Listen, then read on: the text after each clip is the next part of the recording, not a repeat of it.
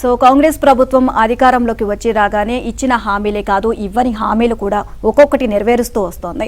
ఈ నేపథ్యంలో అర్హులైన పేదలందరికీ రేషన్ కార్డులు ఇవ్వాలి. కొత్త రేషన్ కార్డులకు సంబంధించి పనులన్నీ కూడా చకచకా పూర్తి చేసేసింది. ఇక పార్లమెంట్ ఎన్నికల కూడా అమల్లోకి రావడంతో దీనికి కాస్త బ్రేక్ పడింది. సో ఎన్నికలు కంప్లీట్ అయిన తర్వాత మళ్ళీ ప్రాసెస్ అంతా అర్హులందరికీ రేషన్ కార్డులు ఇచ్చే ప్రక్రియ అయితే మొదలు కానుంది. చూస్తే పార్లమెంట్ ఎన్నికల షెడ్యూల్ తో అమల్లోకి వచ్చిన కోడ్ సామాన్య ప్రజలకు కష్టాలు తెచ్చిపెట్టింది. ప్రభుత్వం అమలు చేయాలని భావించిన కొత్త పథకాలకు బ్రేకులు పడడంతో ఎన్నో ఏళ్లుగా ఆశగా ఎదురు చూస్తున్న ప్రజలు మరికొన్ని రోజులు ఎదురు చూడాల్సిన పరిస్థితి నెలకొంది. రాష్ట్రంలో అర్హులైన పేదలకు రేషన్ కార్డులు పంపిణీ చేసే ప్రక్రియకు మళ్లీ బ్రేక్ పడింది. కొత్త రేషన్ కార్డులు ఇవ్వాలని రాష్ట్ర ప్రభుత్వం నిర్ణయించినప్పటికీ సంబంధిత పోర్టల్ను ఇంకా ప్రారంభించలేదు. ఈలోగానే పార్లమెంటు ఎన్నికల నగారా మోగడంతో కార్డుల జారీని మళ్లీ పెండింగ్ పెట్టాల్సి వచ్చింది. ఈ మేరకు పౌర సరఫరాల శాఖ కూడా కసరత్తును నిలిపివేసింది. పార్లమెంటు ఎన్నికలు ముగిసిన తర్వాతే కొత్త రేషన్ కార్డుల పంపిణీ ప్రారంభించే అవకాశాలు ఉన్నాయి. మరోవైపు ఈ ఆర్థిక సంవత్సరంలో పూర్తి చేయదలుచుకున్న ప్రాధాన్య జాబితాలోని సాగునీటి ప్రాజెక్టుల వరాలకు బ్రేక్ పడింది.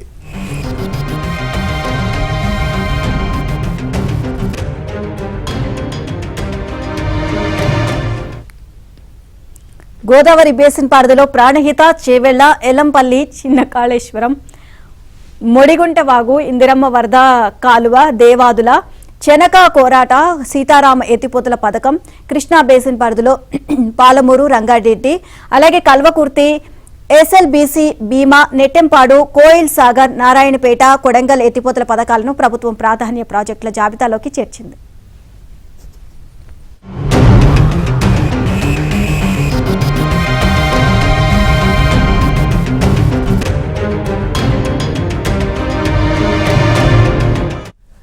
వాస్తవానికి ఈ దఫా బడ్జెట్లో నీటిపారుదల రంగానికి 28.024 కోట్లు కేటాయించారు. ఈ నిధులలో ఆ రుణాలకు అసలు వడ్డీలు పోను 10,000 కోట్లను ప్రాజెక్టులకు వెచ్చించే అవకాశాలున్నాయి. అయితే వీటిని పట్టాలెక్కించే లోపే పార్లమెంటు ఎన్నికల షెడ్యూల్ రావడంతో సర్కారు ఆశలు ఆవిరయ్యాయి. మరో 78 రోజుల పాటు ఎలాంటి పనులు చేపట్టే అవకాశం లేకుండా పోయింది.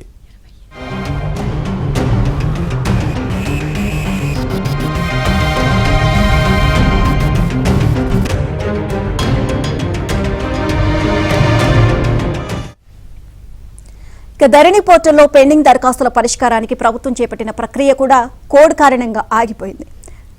గత ప్రభుత్వ హయాంలో ధరణి పోర్టల్కు వచ్చిన దరఖాస్తులను సకాలంలో పరిశీలించకపోవడంతో కుప్పలు తెప్పలుగా పేరుకుపోయాయి.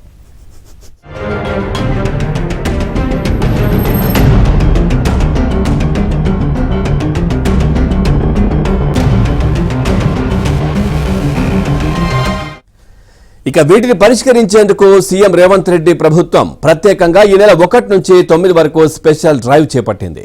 ఈ ప్రక్రియను ఈ నెల 17 వరకు పొడిగించింది. అయితే ఎన్నికల కోడ్ నేపథ్యంలో స్పెషల్ డ్రైవ్ ను 2 రోజుల కిందటే నిలిపివేయాల్సి వచ్చింది. ధరణి అప్డేట్ ప్రక్రియను బ్రేక్ పడింది. మరోవైపు తాజా స్పెషల్ డ్రైవ్ లో 1.20 లక్షల దరఖాస్తులను పరిశీలించారు. మిగిలిన దరఖాస్తులు కూడా పరిశీలించి పరిష్కరించాల్సి ఉంది. ఇప్పటికే పరిష్కరించిన దరఖాస్తులకు సంబంధించిన సమాచారం అర్జీదారులకు మెసేజ్ రూపంలో వెళ్ళాలి. కానీ ఆర్డీఓలు లాగిన్లు ఓపెన్ కాకపోవడం కావచ్చు, తహసీల్దార్ లాగిన్లు పనిచేస్తున్నా డిజిటల్ సంతకాలు రాకపోవడం ఇబ్బందిగా మారింది. ఇక దీంతో అర్జీదారులు కార్యాలయాల చుట్టూ ప్రదక్షిణలు చేస్తున్నటువంటి పరిస్థితులు అయితే కనిపిస్తా ఉన్నాయి. ఓవరాల్ గా ఈ అంశానికి సంబంధించి మరింత సమాచారాన్ని మా కరెస్పాండెంట్ రాజేష్ అందిస్తారు.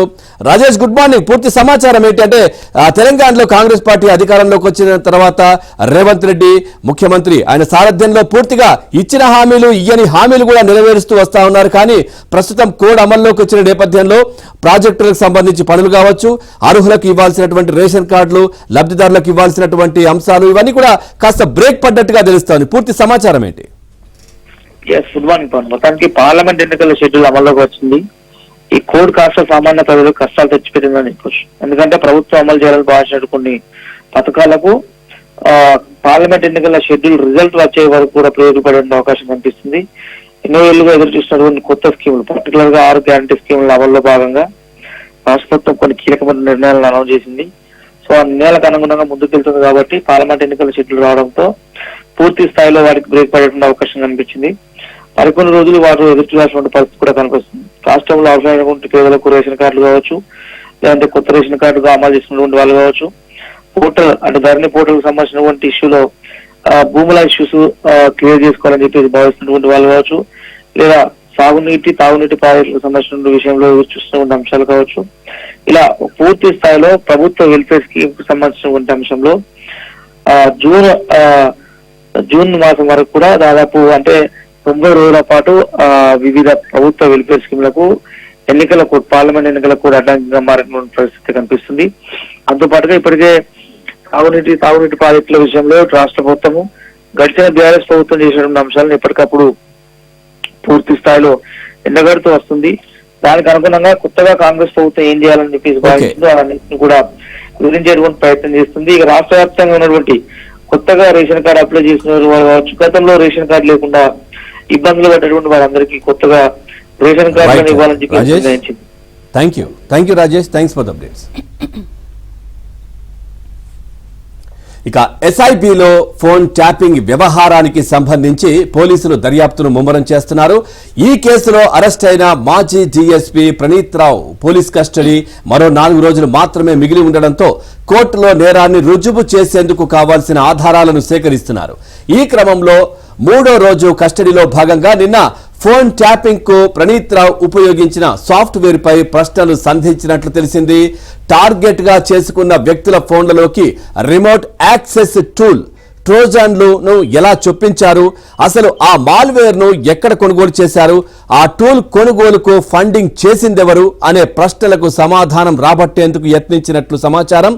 ఈ వివరాలు బయటకు పొక్కొద్దనే ఉద్దేశంతోనే ప్రణీత్ రావు హార్డ్ డిస్క్లను ధ్వంసం చేసినట్లు పోలీసులు అనుమానిస్తున్నారు. ఆ హార్డ్ డిస్క్లను ఆ కట్టర్తో ధ్వంసం చేసి అనంతగిరి అడవుల్లో పారేసినట్లు ప్రణీత్ రావు వాంగ్మూలం ఇవ్వడంతో ఓ బృందం ఇప్పుడు ఆ శకలాల కోసం అన్వేషిస్తోంది. అయితే హార్డ్ డిస్క్లను ధ్వంసం చేస్తే వాటిలోని డేటాను రిట్రీవ్ చేయడం దాదాపు అసాధ్యమని సైబర్ సెక్యూరిటీ నిపుణులు చెబుతున్నారు. హార్డ్ డిస్క్లలో ఉండే ఆ సెక్టార్లు అత్యంత సున్నితంగా ఉంటాయి. వాటిని ఆ విద్యుదయస్కాంత క్షేత్రాల వద్ద పెట్టిన సెక్టార్లు ధ్వంసమవుతాయి. అలాంటిది హార్డ్ డిస్క్లను ధ్వంసం చేసి అడవుల్లో పారేస్తే సెక్టార్లు పూర్తిగా దెబ్బతిని ఉంటాయి. ఆ సెక్టార్లకు ఎండ తగిలినా డేటా తుడిచిపెట్టుకుపోతుంది అని సైబర్ సెక్యూరిటీ నిపుణులొకరు ఆంధ్రజ్యోతికి తెలిపారు. అయితే ప్రణీత్ రావు సెల్ ఫోన్ డేటాను రిట్రీవ్ చేసినట్లు తెలిసింది. అందులోని చాటింగ్ డేటా ఆధారంగా ప్రణీత్ రావును ప్రశ్నిస్తున్నారు. ఇక ఈ కేసులో ప్రణీత్ రావుకు విజిలెన్స్ లో పనిచేసే ఓ ఎస్పీ మొదలు పలువురు ఇన్స్పెక్టర్లు సహకరించినట్లు దర్యాప్తు అధికారులు ఇప్పటికే గుర్తించారు. ఈ క్రమంలో వరంగల్ కు చెందిన 2 ఇన్స్పెక్టర్లను నిన్న ఉదయం అరెస్ట్ చేసినట్లు తెలిసింది.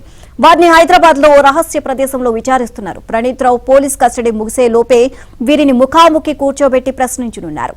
మరో 2 ఇన్స్పెక్టర్లను సోమవారం విచారించనున్నట్లు విశ్వసనీయ వర్గాలు తెలియజేశాయి. ఇక ప్రణీత్ రావుకు సహకరించిన అధికారులు, ఎస్ఐబి ఉన్నతాధికారులు ఇలా వరుసపెట్టి విచారణలు, అరెస్టులు ఉంటాయని తెలుస్తోంది.